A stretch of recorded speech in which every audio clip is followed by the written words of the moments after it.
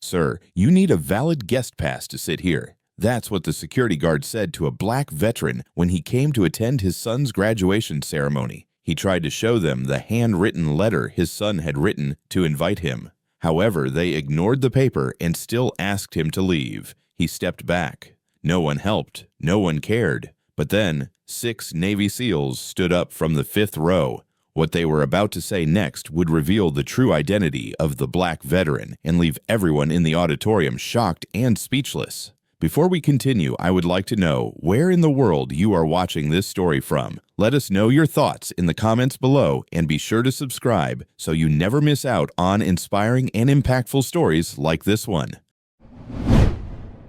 It was early, just past 8, when Elijah Harris stepped out of the rusted pickup truck he'd borrowed from a neighbor. The parking lot behind St. Middleton University's Chapel Auditorium was already half full. Banners flapped in the spring wind, blue and silver, with proud gold lettering that read, "Congratulations, Class of 2025. The air had that specific kind of clarity, warm sunlight, mixed with the sharp scent of newly cut grass and lingering dew. A perfect day for celebration. For most people. Elijah adjusted the faded Marine Corps jacket he'd worn only a handful of times since retiring. The shoulders no longer fit right, one side slumped slightly lower than the other, an old injury that still ached when it rained. He wore the jacket anyway, not to be seen, but because it was the best thing he owned. Underneath it, a simple black shirt, worn jeans, and a pair of boots that had walked through both sand and silence. His skin was a deep, rich mahogany, the kind that caught the light like bronze and told its own history. It wasn't just color, it was statement. It was survival. The gray in his short-cropped hair made the sharp lines of his face seem even more defined, cheekbones like stone brows furrowed by time. His eyes were dark-focused with that steady kind of stillness that makes others uncomfortable without knowing why. And the truth was, for a man like Elijah, a black veteran walking alone into a hall lined with polished suits and pristine smiles, he didn't need to speak. His presence was already saying more than most people dared to hear. In his right hand, folded with careful precision, was a small piece of lined paper, the edges curled from being read too often. The ink had faded just enough to show how long he'd held onto it. 3 lines written in his son's unmistakable hand. "Dad, please sit in the front row. I need you there."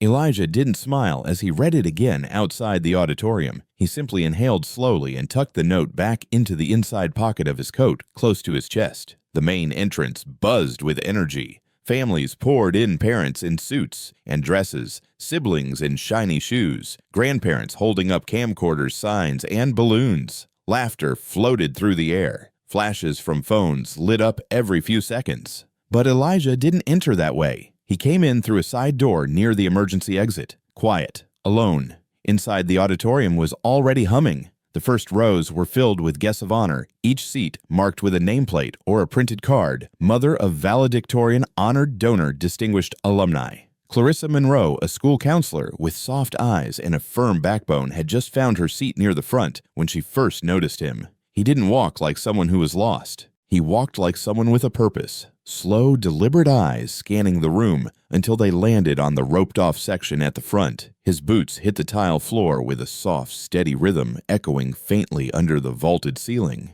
He made his way down the center aisle, headed toward the silver placards that marked reserved seats, Family of Graduates. Elijah stopped at the edge of the barrier. His eyes traced the names on the tags. None said Harris, but that didn't matter. His son had asked him to sit in the front. That was enough. A young woman with a headset and a clipboard appeared from stage left. She couldn't have been older than 24. Her hair was tightly pulled into a bun. Her steps were confident, but her smile never reached her eyes. "Sir," she said, blocking his path with one arm clipboard pressed tight to her chest. "This section is for pre-approved family members only." Elijah nodded once, calm, controlled. "My son's graduating today. He asked me to sit here." The woman didn't even glance at the card in his hand. "I understand," she replied, voice clipped, "but without a guest pass or name tag, I can't allow you past this point. You'll need to move back, or security will escort you." There was no anger in her voice, just detachment, like he was a logistical issue to be solved, not a father. Elijah didn't argue. He didn't plead. He took a slow breath and stepped back one pace. That was all. Then he stood still.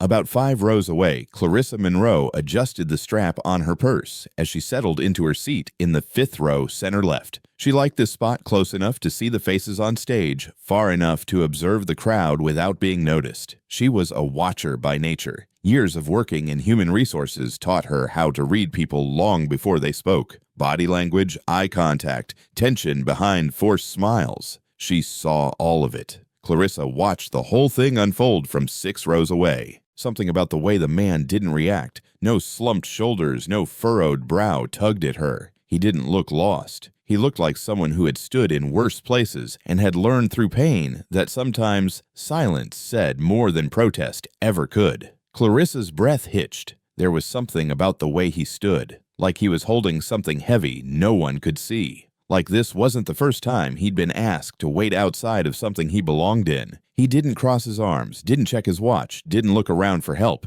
He just waited. Clarissa glanced around. No one else seemed to notice. The families around her were still focused on centerpieces on angles for the perfect picture on saving seats. But she couldn't take her eyes off him. There was something in that silence, something loud. A staff member leaned over to the woman in the black blazer and whispered something. Clarissa caught only a few words. He's still standing there. Probably doesn't belong. The way they said it was casual, thoughtless, but it hit Clarissa in the chest like a slap. She didn't know his name, didn't know why he came alone or why his uniform looked more lived in than displayed. But she knew one thing with absolute clarity. He did not look like someone who had wandered into the wrong place. He looked like someone who had spent too long being told he didn't belong. Clarissa's fingers curled tightly around her program. The paper bent under the pressure. She'd grown up watching her own father, a retired postal worker and former Army medic, get talked over, ignored, dismissed. She'd seen how some people responded to black men who didn't wear suits or carry titles like their presence was optional, like their dignity was a favor. But this man didn't ask for anyone's favor. He just stood, and Clarissa felt something stir inside her. A quiet, rising anger. Not explosive, just steady, like a tide moving in. She looked at his eyes again. They weren't angry, they weren't sad, but there was weight behind them, a tired kind of patience, a patience that only comes from having been through too much too often. She watched him glance toward the rows of neatly dressed families, the college banners, the stage. He didn't seem bitter, but he wasn't proud either. It was like he knew how this worked. Like he'd been here before in different rooms, different versions of the same story, where people smiled while pushing him to the side. And somehow, that made it worse. Clarissa whispered to herself, barely audible, "He's been through more than any of us, and still they treat him like this." She looked at the woman seated beside her, maybe in her 40s, with a university name badge pinned neatly to her blouse. "Do you know who that man is?" Clarissa asked. The woman shrugged without looking. Probably someone who wandered into the wrong section. Happens all the time. Clarissa didn't respond. She couldn't, because she didn't just hear the words. She heard the indifference behind them. And suddenly she didn't feel excited anymore. She felt ashamed, not because of anything she'd done, but because she was part of a crowd that had accepted this kind of quiet injustice too many times. She turned back toward the man. Still there, still standing, still not looking for a fight. But Clarissa knew a battle was happening anyway, and not a single person in charge seemed to care. She thought of her own son if he were treated that way. Would anyone say something? Would anyone stand? Her heart beat faster. Her palms were warm. She felt the heat of it rising, not in rage, but in resolve. This wasn't just about one man being turned away. It was about the way people choose not to see. The way the world could hum along all smiles and celebration while pushing the most honorable people to the margins. And that man under the exit sign, he didn't just belong here. He was the reason any of this mattered. Clarissa sat back, her posture straightening. Her eyes stayed locked on him, because if no one else would see him, she would. The lights dimmed just slightly as the ceremony officially began. The dean stepped up to the microphone, his voice warm and polished, as he welcomed families, students, faculty, and guests. The applause was immediate. Dozens of hands clapped in unison. Camera flashes popped like fireflies. Proud parents leaned forward in their seats. Elijah Harris remained still. By the wall, hands behind his back shoulders, square gaze fixed on the stage. He didn't flinch, didn't move, not even as others turned toward the front and clapped along. Clarissa Monroe didn't clap. She kept her eyes on Elijah. The tension in her stomach hadn't eased. If anything, it had deepened, settled like a stone. She could feel her fingers tightening again around the folded program in her lap. Her breathing had slowed, not because she was relaxed, but because something inside her was bracing for impact. A few rows ahead, a group of faculty members nodded along as the dean continued his opening remarks. He made a light joke about tuition. The room laughed. Clarissa didn't. Elijah didn't. Then the spotlight shifted. The dean stepped aside and motioned for the student speaker to approach the podium. The young man was tall, clean-cut hair, perfectly styled, wearing a suit that probably cost more than Clarissa's monthly rent. His stride was confident, even theatrical. He adjusted the microphone with ease and offered a charming smile before speaking. "Good morning, everyone." "What a day, right?" he said, his tone easy, polished, rehearsed. "We made it." Applause followed again, laughter from a few corners. Clarissa watched him closely. She remembered reading his name in the program earlier. Cameron Wells, son of the dean, valedictorian, interned on Capitol Hill, head of the student government. His voice projected perfectly across the auditorium. Each sentence landed with the practiced rhythm of someone who'd grown up knowing his voice would always be heard. "I want to thank our parents, our professors, and everyone who made this journey possible," Cameron continued. "We stand here today because of your sacrifices, your support, and your commitment to excellence." A few parents in the front row beamed. One mother wiped a tear from her cheek. Clarissa shifted in her seat. Her focus drifted from the stage back to Elijah, still unmoving under the red exit sign. He looked like a statue, not one carved to be admired, but one people ignored because they didn't know what it meant. Cameron's speech flowed smoothly, too smoothly, until he paused, glanced toward the front row, and said, "And a special thanks." His tone tilted into something sharper to the well-dressed, organized families seated right here in the front, reminding us all what real college values look like. There was a beat of silence, then polite laughter. A few people chuckled, some even clapped. Clarissa's jaw tightened, her hands froze. Her eyes locked on Cameron, but her mind had already darted to Elijah. She turned slightly in her seat and looked back toward the wall. He hadn't moved, not even a twitch. His posture was unchanged, chin level, eyes forward, face unreadable. But Clarissa could feel it beneath that stillness was a pain that couldn't be seen, a weight that pressed down heavier than anything the crowd could imagine. And Cameron, standing there in his perfect suit, had just slashed it open with a single sentence. It was clear who his words were meant for. It wasn't a joke. It was a message. It was exclusion dressed as etiquette, the worst kind, the kind that slides between ribs without leaving blood. Clarissa looked at the people around her. Some were still smiling. One woman leaned over to whisper something into her husband's ear. Another man shook his head with a chuckle, as if to say, "Kids today." But to Clarissa, the laughter was jagged. It rattled in her ears like broken glass. She felt her heart start to race slow at first, then harder. She could hear it thudding in her ears, not because Cameron had made a clever remark, but because the room accepted it. No one challenged it. No one raised an eyebrow. They just nodded, smiled, moved on. Clarissa whispered under her breath, "Unbelievable." The woman next to her turned slightly. "What was that?" Nothing, Clarissa replied, then looked away, embarrassed by the heat in her voice. But it wasn't nothing. It was everything. It was the assumption that only those who dressed a certain way, walked a certain way, looked a certain way, belonged in the front row. And everyone else, they could stand in the shadows. Elijah hadn't looked away from the stage, but Clarissa wondered what he was thinking.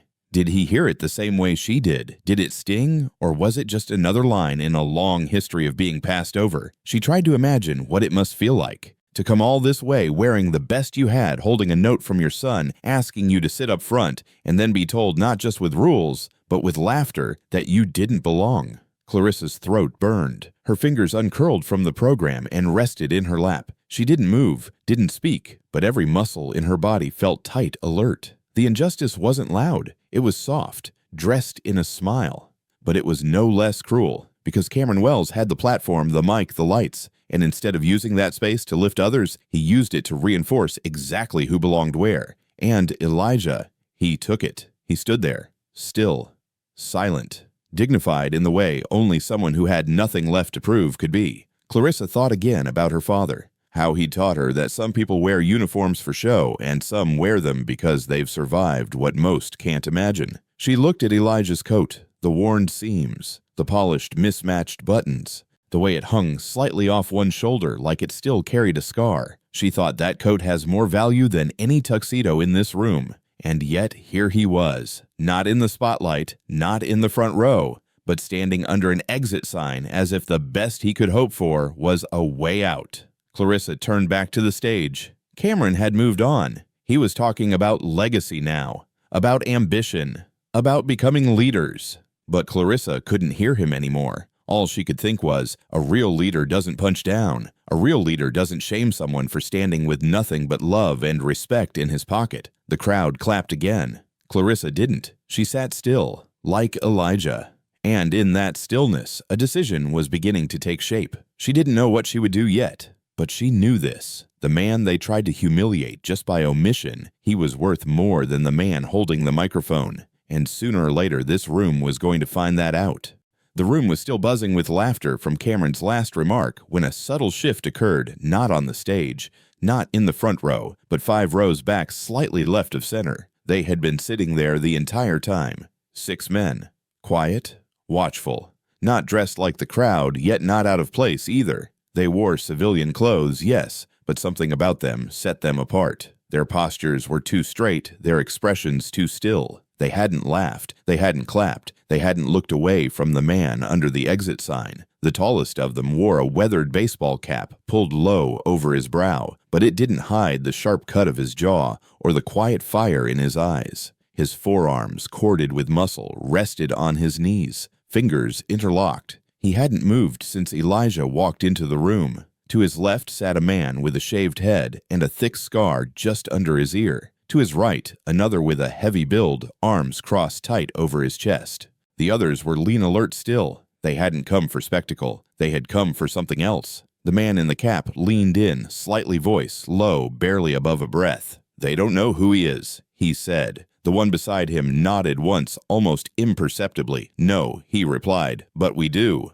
Clarissa Monroe caught the exchange from the corner of her eye. She had already sensed the tension brewing in them. It wasn't anger, not the kind that explodes. It was the kind that waits, the kind that sharpens in silence. She looked again at Elijah, still standing, still unmoving, still alone. But now she saw the 6 men, and she knew he wasn't alone. Something unspoken passed between them, like a current only they could feel. The man in the cap reached into the inside pocket of his jacket, his fingers brushing something small and metallic. He didn't take it out. Not yet. He just held it there for a moment, grounding himself. On the stage, Cameron was still speaking. More jokes, more nods to legacy and vision. But the energy in the back of the room was shifting. Clarissa felt it in her chest first, like a change in air pressure. Her pulse quickened. She wasn't sure why. Nothing dramatic had happened yet, but something was coming. A second wave. From the 5th row, one of the 6 leaned toward the aisle and whispered, "You see the twitch in his jaw. That's how I knew."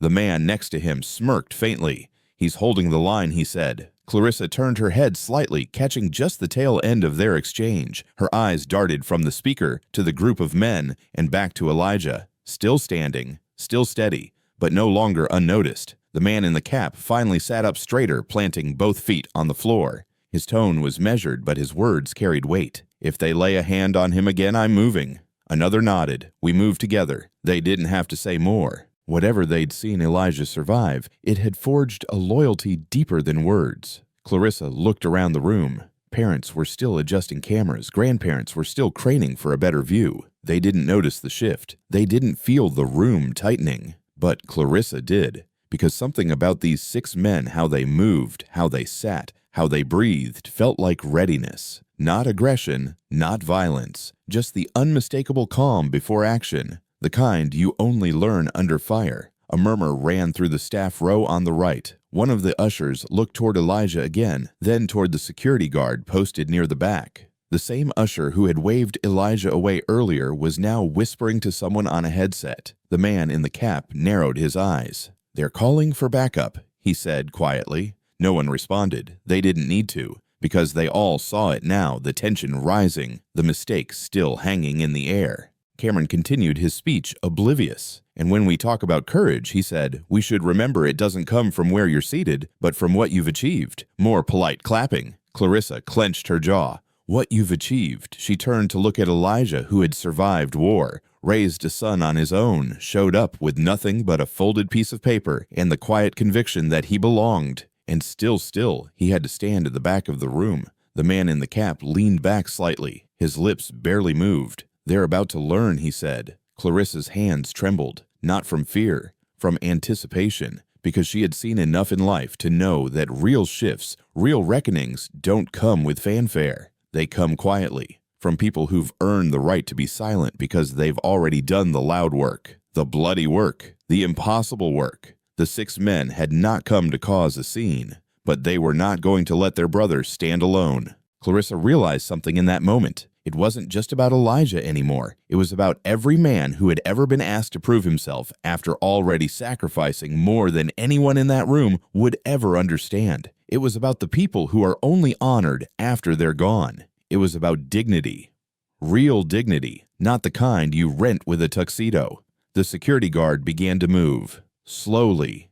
Quietly, he stepped closer to Elijah. Clarissa saw it. So did the man in the cap. His voice dropped into a tone that made the others lift their heads alert. "If he touches him, we move." The others nodded. One reached into his pocket, fingers brushing against the curved edge of a coin. Another straightened his back and adjusted the sleeve of his jacket. The 6th man, youngest of the group, maybe early 30s, tapped his foot once, then went still. Clarissa's breath caught in her throat. It wasn't loud, but it was seismic, like a rumble beneath the surface. They were ready. And the moment someone made the wrong move, the entire room was going to feel the aftershock, because no one could dishonor a man like Elijah Harris without answering for it, not while his brothers were watching, and not while the weight of what he'd done still lived in their bones. Elijah hadn't turned, hadn't seen them, but he didn't need to, because they saw him, and that was enough. Clarissa leaned back slightly in her seat, heart pounding. Something big was coming.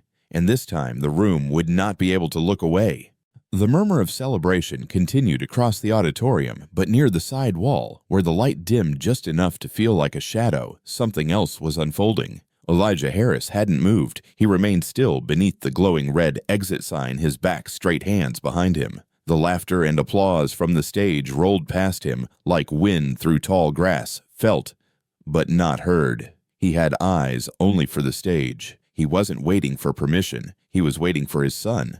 But someone else had been watching him. A security guard in a navy blazer approached quietly, the kind of quiet meant to look professional, but still carried authority. His steps were soft, but purposeful. Clarissa Monroe noticed him before Elijah did. She sat up a little in her seat. The guard stopped just a few feet away from Elijah. "Sir," he said, voice low even, "I'm gonna need you to come with me." Elijah turned his head, slowly meeting the guard's eyes. His own face remained unreadable, calm, measured, steady. The kind of calm a man only learns after being tested. "I'm not causing any trouble," Elijah said quietly. "My son asked me to be here." The guard's jaw clenched just slightly. He looked down at the clipboard in his hand, then back at Elijah. "I understand that, but we were told you're not on the guest list for the reserved section. If you could just..." Before he could finish, Elijah slowly reached into the inside pocket of his worn marine coat. His movements were deliberate, unthreatening. He pulled out the same folded piece of paper he had carried all morning. The edges were soft, the creases worn. It looked like it had been opened and read hundreds of times. He held it out, not thrusting it forward, not waving it like evidence, just presenting it. A reason, a truth. "My son wrote this," Elijah said softly. "Told me to sit in the front row. That's all I came for." The guard hesitated, glancing down at the note. He didn't take it. Clarissa could see it clearly from her seat. Blue ink, curved handwriting, 3 short lines that carried more meaning than any printed name tag. "Dad, please sit in the front row. I need you there." The guard exhaled, his tone softening slightly. "I'm sorry, sir, but we still need to follow protocol. If your name's not listed on the reservation pass, I can't let you remain standing here." Elijah lowered the note slowly. His shoulders didn't drop. His voice didn't crack. But Clarissa felt something in her chest twist. There it was again, that quiet, unspeakable ache of being pushed aside for the sake of policy. She looked around. Nobody else was paying attention. Parents were still chatting. Cameras still clicked. On stage, Cameron was preparing to introduce the next speaker. But here, just a few feet away from the edge of celebration, a man was being told again that what he brought wasn't good enough. Not even a handwritten invitation from his own son. Clarissa's throat tightened. She thought of all the times people like Elijah had to explain themselves twice, 3 times more, just to be heard, just to be let in. And here he was explaining again.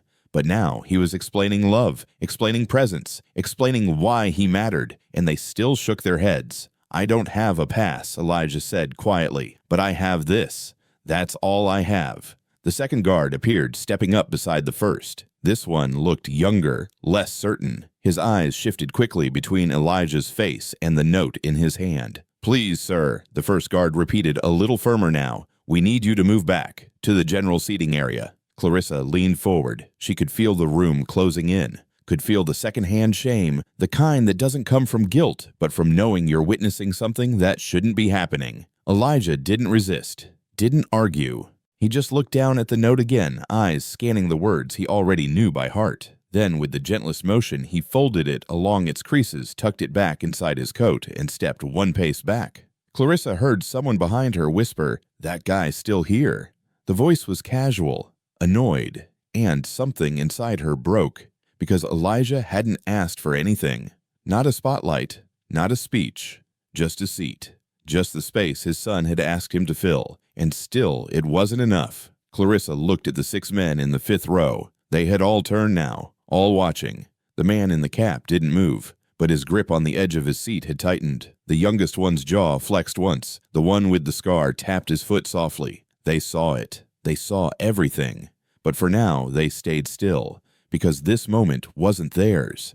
It was Elijah's, and he was holding it with a grace they all recognized. Clarissa looked back at the security guard. He wasn't angry. He wasn't hostile. He was just doing his job. But sometimes just doing your job is the excuse that breaks people, because it leaves no room for understanding, no room for humanity. The woman next to Clarissa leaned in again. "What's going on?" Clarissa didn't look at her. "He doesn't have a pass," she said, "just a note from his son." The woman made a sound, a mix between a sigh and a shrug. "Rules are rules, I guess." Clarissa turned to her, sharply voiced low. "Not when they ignore the reason someone came. Not when they forget why we're here." The woman blinked, surprised by her tone, then looked away. Clarissa returned her gaze to Elijah. He had stepped back, but his eyes had never left the stage. His son wasn't up there yet. But when he was, Elijah was going to see him. Even if it was from behind a rope, behind a crowd, behind a world that had told him again and again that he didn't belong where he was needed most. Clarissa's hands clenched in her lap. She didn't know what to do, but she knew this. That note meant something. More than a printed badge, more than a pass. It was trust. It was invitation. It was love in ink. And they had just told Elijah that none of it mattered. Somewhere deep in the audience, a small child laughed. A balloon floated upward. On stage, the microphone squealed slightly. But Clarissa didn't hear any of it. Because in that moment, the only thing that mattered was that the man who had come to be there for his son had just been pushed aside again by people who thought that dignity needed a laminate to be real. And the ones who saw it, the quiet men in the 5th row, the mother who couldn't look away, the son who hadn't yet come on stage. They were about to remind everyone why that was wrong. But not yet. For now, Elijah stood still, holding in his chest the echo of the words his son had written. "Dad, please sit in the front row. I need you there." And though the seat was denied, the reason remained, and that reason would not be forgotten. The silence after the dismissal echoed louder than any applause. Elijah had taken 1 step back, just one, but it was enough to say the message had landed. You are not welcome. His folded invitation was back in his coat, his shoulders straight. But Clarissa Monroe could feel the shift. It wasn't just shame anymore. It was weight. Dignity suppressed, but still burning, trapped in a man forced to stand behind a red rope as strangers pretended not to see. She wasn't the only one who noticed. Row 5, center left. The 6 men hadn't moved for most of the ceremony. But now everything changed. The tallest among them was the first to rise, slowly, deliberately. His movements drew no attention at first, like someone adjusting for comfort. But then, one by one, the others stood too. Not in unison, not for show, but with the calm precision of men who had answered orders before and didn't need to be told when it was time. Clarissa noticed it immediately. So did the usher nearest the aisle, who froze with her hand halfway to her earpiece. The tall man adjusted his baseball cap and stepped into the aisle. His face was weathered, clean-shaven with the taut skin of someone who had spent years under sun and stress. His gait was confident but quiet.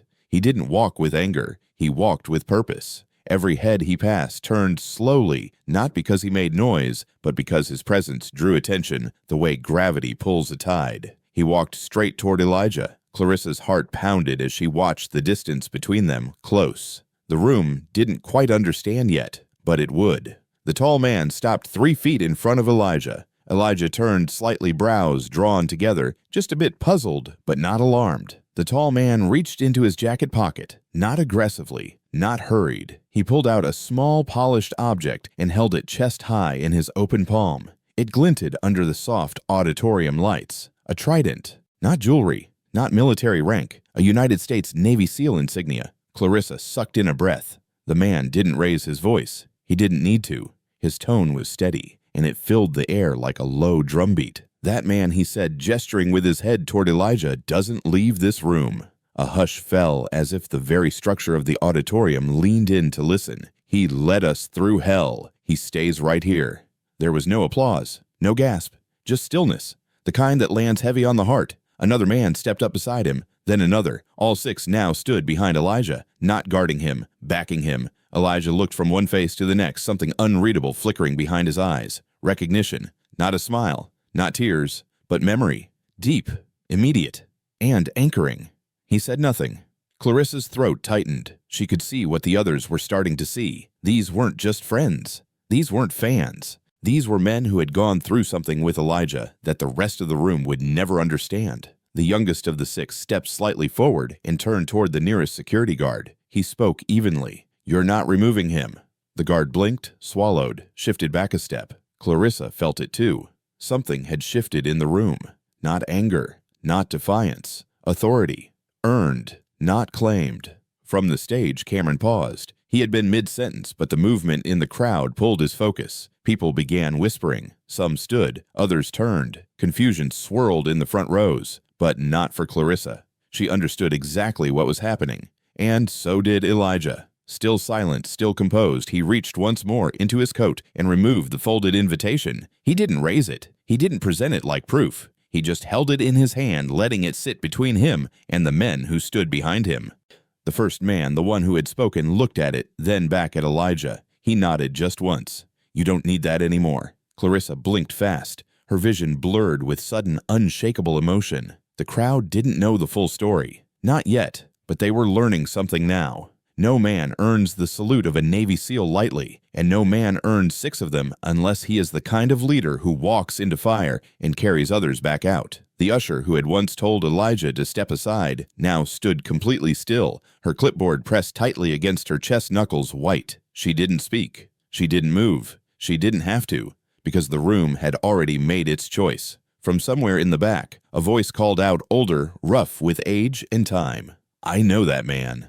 Heads turned. Clarissa turned. An elderly figure stepped out of a row wearing a dark suit adorned with military medals. His voice carried through the auditorium, calm but strong. "His name is Master Sergeant Elijah Harris, United States Marine Corps, retired." The words landed like stones in a still pond. The veteran took one more step forward. In 2006, during Operation Firewatch in Kandahar, he went back into a burning compound without waiting for backup. He dragged out 5 of our men, under fire. He didn't hesitate. He didn't ask permission. He paused, took a breath that trembled with memory. He was the only one who came back standing. No one moved. No one dared. The silence was not empty. It was full, heavy with realization. Clarissa couldn't breathe for a moment. Her eyes burned, and across the room, people who had looked past Elijah now leaned forward as if suddenly trying to see him for the first time. The man who had once stood alone now stood surrounded by 6 warriors, each one carrying the weight of shared history. The veteran stepped back into place. No applause followed. There was nothing to clap for. This wasn't a performance. It was correction, a truth reclaimed. Elijah looked ahead, his eyes returning to the stage. Still silent, still steady. But something had changed. He was no longer the invisible man near the exit. He was the center of the room's attention, not because he asked for it, not because he demanded it, because 6 men stood up and said, without needing more than a few words, he mattered. Clarissa sat forward again, her hand still, her heart full. The people who had looked down on him just moments ago now sat in silence, unsure of where to look. And the people who had always known they stood, and they would not be sitting down anytime soon. The room was holding its breath. 6 Navy SEALs stood beside Elijah Harris, shoulder to shoulder, their eyes steady and silent. They didn't look to the crowd for permission.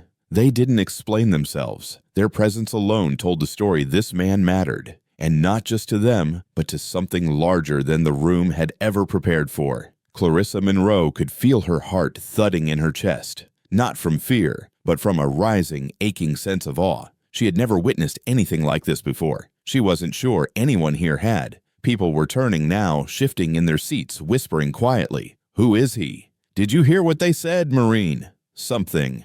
But before anyone could answer, a voice came from the back of the auditorium. Deep, weathered, commanding without raising its volume. "I know that man." The crowd quieted instantly, like someone had turned off the sound. Heads turned, eyes scanned, and there he was. Standing slowly from his seat near the rear wall was a tall, older man in full military dress. His uniform was dark, crisp, decorated with ribbons and service medals that glittered even in the low light. The kind of uniform that didn't come from ceremony, but from sacrifice. His hair was white, neatly trimmed, his jaw strong, his back perfectly straight despite his age. Clarissa stared at him, recognizing the authority even before she knew his name. He stepped into the aisle, his steps slow but sure, and lifted his chin just slightly. "I know that man," he repeated. The entire auditorium turned toward him now. No one spoke. No one moved. "He is Master Sergeant Elijah Harris, United States Marine Corps, retired." The words didn't land like a speech. They landed like a bell rung inside a cathedral. The colonel paused, his eyes locked on Elijah from across the room. In the spring of 2007, he continued, "I was a commanding officer in western Iraq. Our unit was stationed in the Al-Anbar province, operating under constant fire. We were tasked with securing a civilian corridor while evacuating 2 families trapped near the combat zone." He took another step forward. "A coordinated ambush hit us from both flanks. Half my men were pinned. Communications were down. Medics were overwhelmed. One of our transport trucks caught fire with 3 Marines still inside. The room was still. Every breath seemed held. I gave the order to pull back and regroup," he said, voice steady. But one man, only one, broke formation and ran into that burning vehicle. Clarissa's hand flew to her chest. Her pulse raced. Under enemy fire, the colonel continued through thick smoke and active ordnance. He pulled all 3 Marines out. He didn't wait. He didn't ask. He just went. A hush moved through the crowd like a wave. He then turned and ran 200 yards back toward the building, where another 2 soldiers were trapped, still under fire, still alone. The colonel's voice cracked not from weakness, but from memory. He carried one over his shoulder and dragged the second by the arm. He collapsed just inside our cover line. He paused again, his chest rising and falling once slowly. He saved 6 lives that day. And when we asked him why he disobeyed a direct order, do you know what he said? No one answered. No one even breathed. The colonel looked down, then back up. He said, "I didn't do it for orders. I did it for them." Clarissa closed her eyes. A tear rolled down her cheek before she could stop it. The colonel continued, "I never forgot those words, and I never forgot that man." He turned to face the crowd, voice firmer now. "Master Sergeant Elijah Harris is not just a veteran. He is not just a father. He is a living reminder of what courage, sacrifice, and quiet dignity look like." He paused, scanning the audience. And today he stood here humbly, without title, without recognition, without even a seat, because this institution forgot what honor looks like when it isn't dressed in a tuxedo. The final sentence struck like thunder. No one clapped. They couldn't, because this wasn't a moment for applause. It was a moment of realization, of reckoning. Clarissa looked at Elijah. He hadn't moved. But his eyes, they glistened. He didn't cry. He didn't smile. He didn't bow. He just stood still the same way he always had, like he belonged, even when the room had tried to tell him otherwise. The colonel stepped forward once more. "I stand today not as a guest," he said, "but as a witness, and I want every person in this room to remember his name." He raised his hand, pointed directly at Elijah. "Master Sergeant Elijah Harris, don't forget it, ever." And then he did something no one expected. He raised his hand in salute, a full, perfect, respectful military salute. Clarissa's breath caught again. Across the room, a few others followed, Older men, veterans, ROTC cadets, military family members. One by one, silently, they stood and saluted Elijah. No one told them to. They just knew. They understood. Because heroes don't need a microphone. They don't need permission. They don't even need to speak. They just need to be seen. And finally, Elijah Harris was. Clarissa looked around the room. The same people who had earlier laughed, whispered, dismissed him, now sat frozen in their seats, their eyes wide, their mouths closed, because they had just witnessed something that textbooks never teach and ceremonies never prepare for. A living history, a debt unpaid, a name reclaimed. Elijah didn't return the salute. He didn't have to. He stood still, jaw firm, eyes straight ahead. And in that stillness, the room found something it hadn't had all morning: perspective. Clarissa whispered to herself so softly no one could hear. He didn't need a seat. He needed to be remembered, and now he would be. For a moment, the auditorium was frozen in time. The words of the colonel still hung in the air, as clear as if they'd been carved into the walls. The 6 Navy SEALs behind Elijah stood unmoving, their posture rigid, their presence now fully understood. Clarissa Monroe blinked back tears as she scanned the stunned faces around her. She had never seen a room go from superiority to humility so quickly. But it wasn't over. The dean, visibly rattled, stepped aside from the podium. He had planned a polished transition, perhaps a formal acknowledgement of donors, or a line about academic excellence. But now his hands trembled slightly as he adjusted his jacket. Then from behind the row of graduates seated near the foot of the stage, a figure rose. Clarissa saw him before most of the crowd did. It was a young man, tall and slim, with the same strong jawline and focused eyes as the man standing beneath the exit sign. He wore a graduation gown, the cap slightly askew on his head. The moment he stood, the stillness of the auditorium deepened. He took a few steps forward and moved to the podium without hesitation. He didn't look to the dean for permission. He didn't wait to be introduced. He just stood there, both hands gripping the sides of the lectern, his face calm, but his chest rising with every deep breath. He looked out at the audience. His voice was low but steady. "My name is Lucas Harris." A murmur rippled through the room. Some turned to glance back at Elijah. Clarissa already knew. The young man took another breath. "That's my father." Lucas's voice didn't shake. It didn't need to rise. It carried with weight, not volume. He didn't want attention today. He never does. Every morning before school, from when I was a kid until my final year of college, he told me the same 3 things. Lucas paused, his eyes locked on the middle of the crowd where Elijah still stood. "Stand tall. Keep going. Be someone you'd be proud to look in the eye." Clarissa felt her throat tighten again. She could see parents reaching for tissues, couples holding hands more tightly. Lucas's voice softened, but he leaned closer to the microphone. "I'm proud today, but not because of this degree, not because of the stage, not because of the honors printed in this program." He stepped back from the podium, then walked down the stairs. Each step was measured, deliberate, echoing lightly on the wooden floor of the stage. "I'm proud because of him," Lucas said, pointing toward Elijah. Clarissa covered her mouth with her hand. Lucas didn't speak again. He didn't need to. He walked the remaining steps to where his father stood, surrounded, honored, and still quiet. When he reached him, Lucas stood at attention. Then, in a clear motion, he raised his right hand to his temple and saluted. The kind of salute not learned in a YouTube video or in a classroom. The kind that comes from knowing what a man has lived through. Elijah didn't return the salute immediately. He just looked at his son, long and hard, and then he stepped forward and pulled Lucas into his arms. There were no words. No, "I'm proud of you." No, "I love you," because they didn't need them.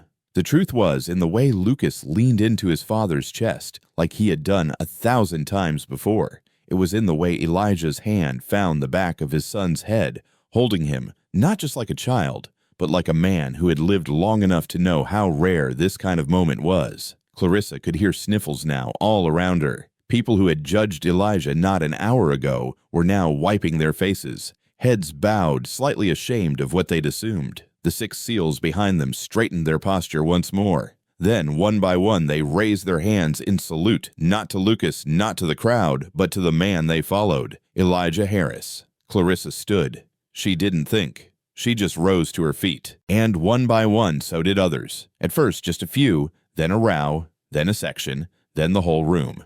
No one cheered, no one clapped. They stood because sitting felt wrong now. Because in that moment, There was nothing left to prove. The man who came with nothing but a folded note and a quiet sense of honor had become the man no one could look away from. Lucas pulled back slightly, looking up at his father. He spoke softly. "Thank you for showing me how to be a man." Elijah didn't reply. He placed a hand on Lucas's shoulder and gave it one firm squeeze. Then together they turned toward the front, and the crowd, without being asked, stepped aside. No usher needed to guide the way. No announcement needed to be made. They just moved, because what had once been denied had now been earned not by paperwork, not by entitlement, but by the presence of truth standing quietly in a corner until it could be ignored no longer. Clarissa watched them walk side by side, and in that walk there was a kind of victory deeper than any speech could carry. This was not just about one man being seen. It was about a son giving voice to what so many fathers die never hearing. "I'm proud not because of what I've done, but because of who you are." And in that truth something shifted, something healed, and something far greater than any graduation ceremony had just taken place. No one told them to stand. There were no announcements, no music swell, no waving from the stage. But row by row, aisle by aisle, people began rising to their feet like a slow building tide. Clarissa Monroe felt it before she saw it. It started with a woman sitting 2 rows ahead of her. She stood slowly, one hand resting on the back of the seat in front of her, the other pressed gently to her chest. No expression on her face, just reverence. Then a man beside her followed, older glasses in one hand, his eyes fixed on Elijah Harris as he walked beside his son toward the front of the room. Clarissa stood too, not because she wanted to be seen, because anything else would have felt like betrayal. Across the auditorium, people who moments ago had been checking their phones, angling for better camera shots, or whispering about dinner reservations, now stood in silence. Not a single person cheered. Not a single person clapped yet. The silence wasn't awkward. It was sacred. Elijah walked slowly beside Lucas, each step deliberate, like he wasn't rushing to claim a moment, but simply moving forward because his son had cleared a path for him. Clarissa watched every inch of that walk. The heavy boots, the worn marine jacket, the note still tucked neatly in his coat pocket. His shoulders didn't need to be pulled back. They were already squared because they'd always been. His chin didn't lift with pride. It stayed level. His eyes didn't search the crowd for validation. He had already been seen. The usher near the front, the same woman who had asked him to move, was no longer holding her clipboard to her chest. She'd lowered it. Her gaze followed Elijah like she was watching something she didn't understand, but finally recognized mattered more than her role. When Elijah passed her, she didn't speak. She simply stepped back, giving him space she hadn't before, not because she was told, but because now she understood she should have from the beginning. As Elijah and Lucas neared the roped-off section, Clarissa could feel the energy shift again. The rope wasn't touched. No one undid a latch, but people stepped aside. They stepped away from the aisle, from their seats, from the boundaries that just minutes earlier had seemed so official, so necessary. There were no guards now, no protocol, no pass required, only presence. Lucas slowed as they reached the second row center left, the very place he had envisioned his father sitting when he wrote those words on paper weeks ago. "Dad, please sit in the front row. I need you there." And now, without resistance, Elijah Harris took that seat. Not because it had been given, because it had been earned. Behind him, the 6 SEALs remained standing. They did not follow him into the row. They stood at attention, hands clasped behind their backs. Their posture said everything. "We have your back. We always did." Clarissa looked around now and saw it. The entire auditorium was on its feet, from the far left balcony to the very last row near the back doors. There were no whispers, no rustling programs, just people silent, upright, and present. Then it started, a single clap, soft, measured. It came from a man near the aisle, someone who had been watching everything with his arms folded until that moment. Clarissa heard it, sharp but respectful. Then another joined, then 3, then 5. Soon a slow, rolling rhythm of applause moved through the room, not wild, not celebratory, but ceremonial, like raindrops on a roof before a storm, gentle, real. Clarissa clapped too. Her palms met not for performance, but in apology, in respect, in recognition. This was not applause for a degree or a speech. This was the sound of truth being restored, the sound of a room of people realizing they had looked away too long and now were standing to make sure they never did again. The dean, still standing off to the side of the stage, swallowed hard. He didn't try to regain the podium. He didn't gesture or speak. His face said enough. He looked small now, not because someone had belittled him, but because something bigger had finally taken its rightful space. Lucas remained standing beside his father. He didn't wave to the crowd. He didn't look back. His hand rested lightly on the back of Elijah's chair. Grounded, grateful, Clarissa thought of her own father. She thought of the times he'd stood silently in a crowd and gone unnoticed, and how much it would have meant to see a room rise for him, not because he demanded it, but because they understood too late that he had always deserved it. She looked at Elijah. He sat still, hands resting on his knees, eyes forward. The applause continued, not growing louder but stronger, like a storm without lightning, a thunder that didn't scream but spoke. This was the moment where silence became declaration, where no banner was needed, no introduction, no polished resume or gold pin, just a man with scars no one could see and a name everyone now knew, Elijah Harris.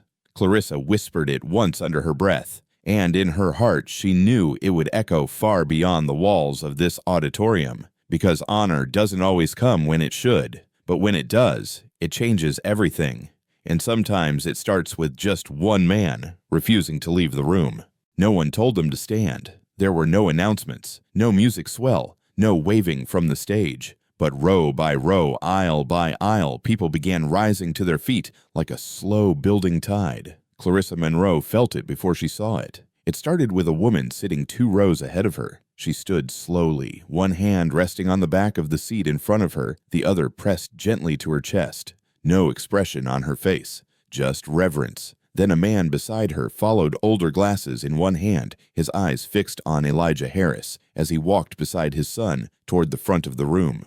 Clarissa stood too, not because she wanted to be seen, because anything else would have felt like betrayal. Across the auditorium, people who moments ago had been checking their phones, angling for better camera shots, or whispering about dinner reservations, now stood in silence. Not a single person cheered, not a single person clapped yet. The silence wasn't awkward, it was sacred. Elijah walked slowly beside Lucas, each step deliberate, like he wasn't rushing to claim a moment, but simply moving forward because his son had cleared a path for him. Clarissa watched every inch of that walk. The heavy boots, the worn marine jacket, the note still tucked neatly in his coat pocket. His shoulders didn't need to be pulled back. They were already squared because they'd always been. His chin didn't lift with pride. It stayed level. His eyes didn't search the crowd for validation. He had already been seen. The usher near the front, the same woman who had asked him to move, was no longer holding her clipboard to her chest. She'd lowered it. Her gaze followed Elijah like she was watching something she didn't understand, but finally recognized mattered more than her role. When Elijah passed her, she didn't speak. She simply stepped back, giving him space she hadn't before, not because she was told,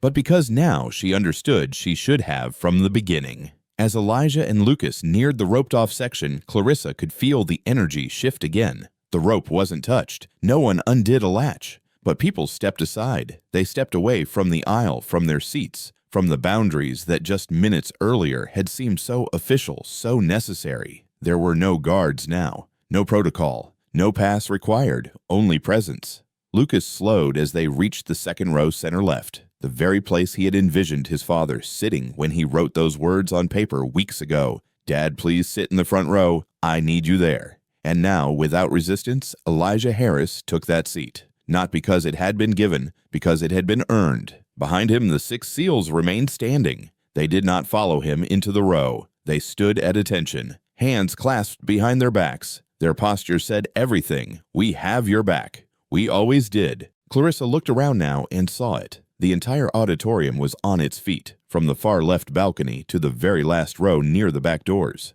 There were no whispers, no rustling programs, just people silent, upright, and present. Then it started, a single clap, soft, measured. It came from a man near the aisle, someone who had been watching everything with his arms folded until that moment. Clarissa heard it sharp but respectful. Then another joined, then 3, then 5. Soon a slow, rolling rhythm of applause moved through the room, not wild, not celebratory, but ceremonial, like raindrops on a roof before a storm, gentle, real. Clarissa clapped too. Her palms met not for performance, but in apology, in respect, in recognition.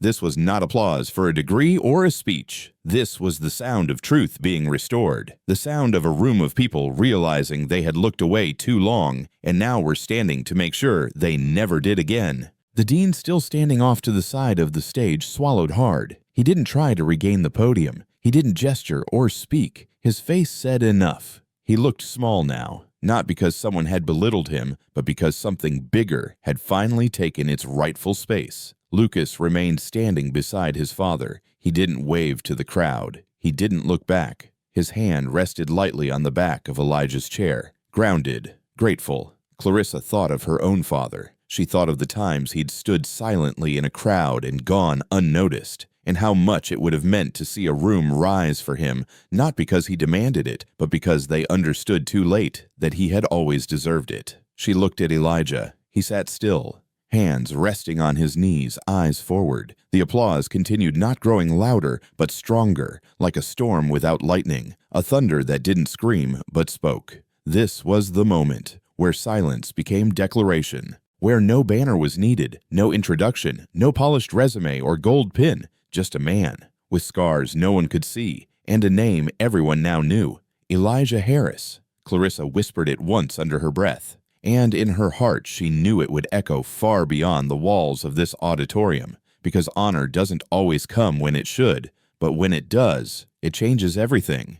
And sometimes it starts with just one man refusing to leave the room. The ceremony had ended. No music played as the crowd began to disperse. No rush to the doors, no chatter filling the space. It was as if the weight of what had just happened wouldn't allow noise to follow. Instead, it left something quieter, almost sacred in its place. The graduates began moving, but slower than usual. Families gathered their belongings without the usual laughter. No one wanted to be the first to speak too loudly. Elijah Harris remained in his seat, second row center, left exactly where his son had told him to be. Lucas stood beside him, cap still slightly off-center gown, wrinkled now at the sleeves. He hadn't spoken since they sat down. He didn't need to. The words had already been said. What remained between them now was something deeper than applause. Clarissa Monroe hadn't left her seat either. She sat with her hands folded in her lap, watching, not trying to memorize the moment, just trying to be present for it. She knew with certainty she'd never see anything like this again.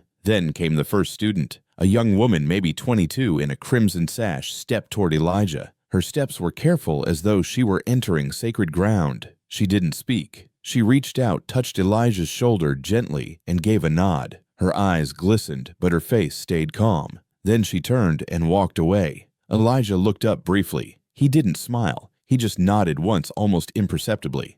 And then the second student came. And the third. One by one they approached him, not in a line, not as a crowd, but individually, intentionally. Some shook his hand. Some rested a hand on his shoulder. One young man with his gown half-buttoned stopped, met Elijah's eyes, and said quietly, "Thank you for carrying more than just your own weight." Elijah didn't respond. He didn't need to. The silence between them said more. Another graduate approached a young woman with tears streaked down both cheeks. She didn't speak either. She brought her hand to her forehead and gave a slow, practiced salute. Then she whispered, "Thank you for carrying them."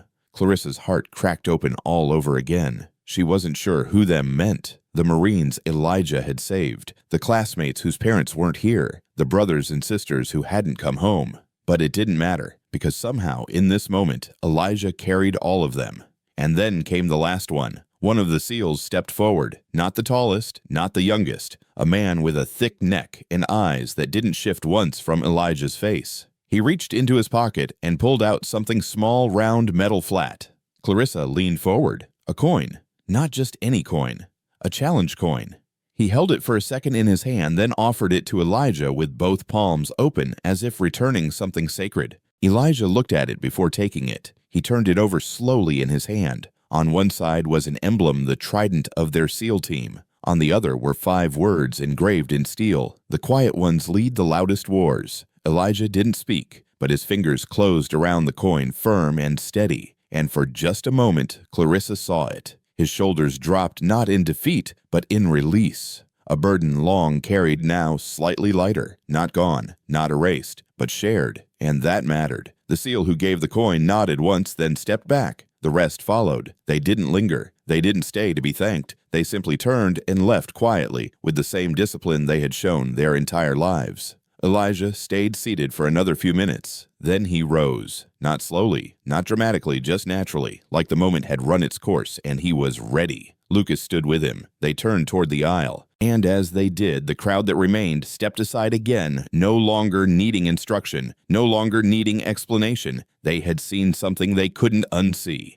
Not a headline, not a viral moment, but a man, a father, a veteran, a quiet force who had spent decades earning respect he never asked for, and finally received it, not because someone handed it to him, but because someone had the courage to say, "That's my father." Clarissa watched him pass. She didn't say a word, but as he walked by, she placed a hand gently over her heart, not out of pity, but out of respect, out of awe, out of the awareness that sometimes the most important stories are the ones almost erased. And sometimes, if we're lucky, they rise back up and refuse to be ignored. Elijah walked out of that auditorium with nothing more than he came in with his jacket, his boots, the note in his pocket. But he left with more than anyone could carry. He left with the silence of 1,000 people standing, with a coin pressed into his palm, with a son's pride walking at his side. He didn't smile. He didn't wave. He simply stepped out into the light, and the doors closed behind him. But the story that stayed. Clarissa sat for a moment longer before rising.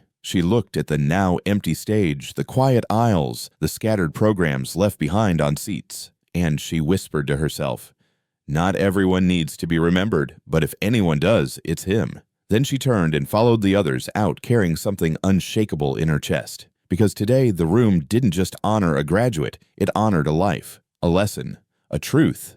And that truth would live long after the chairs were folded, the lights dimmed, and the speeches forgotten. The quiet ones do lead the loudest wars, and some victories are never announced. They are just felt.